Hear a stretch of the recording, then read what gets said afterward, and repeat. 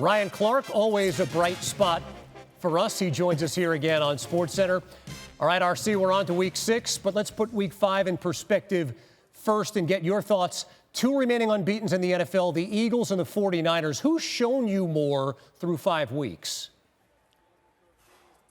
You know what? It's the San Francisco 49ers. When you look at what Brock Purdy has been able to do in his second year as a starter, it's absolutely phenomenal. And the way that he and Kyle Shanahan have this synergy in play calling that allows him to process and anticipate as fast as any quarterback in the entire NFL. And when you think about last week facing the Dallas Cowboys and what that defense, or what we'd seen that defense do to opposing quarterbacks, he never flinched. He looked them right in the eye and he said, okay, if you come at me, if you make a play, I'll make the play right behind you. And he did that the entire game. He looked across the sideline at Dak Prescott and felt that he was the best quarterback on the field, and he showed it with his play and his execution. And both teams will be on the road in week 6. But Ryan, we're talking NFC, and we've got to talk about the Detroit Lions.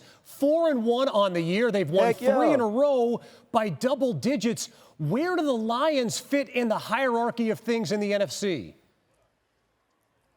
Kevin, you know what? You just mentioned those 2 undefeated teams. The Detroit Lions are the team right below them. The Detroit Lions are a team that is going to push the San Francisco 49ers, the Philadelphia Eagles, be in the conversation with the Dallas Cowboys to challenge them. When you think about the way David Montgomery has helped this run game, Jared Goff with guys like Sam Laporta, who are drafted out of Iowa, making an immediate impact, and Aiden Hutchinson showing people that he should have been the first overall draft pick last year, but I'm sure the Detroit Lions are excited that he wasn't. Guy finishing games doing the stanky leg after giving us a great rendition of Michael Jackson last year on Hard Knocks. This team is about that action, and they've taken on the form and the attitude of their head coach, Dan Campbell. Extremely fun to watch offensively with Ben Johnson, but physical on the defensive side of the ball. They will be tested 3 of the next 4 on the road. And then, Ryan, how about the Steelers here? I mean, they lose a week ago in Houston, but they are atop the AFC North. I mean, who are the Steelers?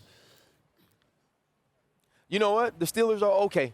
That's what the Steelers are. The Steelers are a team that can rush you with Alex Highsmith and T.J. Watt on the defensive side of the ball if you give them an opportunity. We saw them finish the game against Lamar Jackson and the Baltimore Ravens, but they're still an offense that hasn't found an identity, an offense that doesn't understand how to stretch you vertical. Aside from the play that we watched George Pickens make late in that game against Marlon Humphrey, this offense struggled mightily the entire day. Mike Tomlin finds a way to compete, but competing is not enough in Pittsburgh. They have to be better.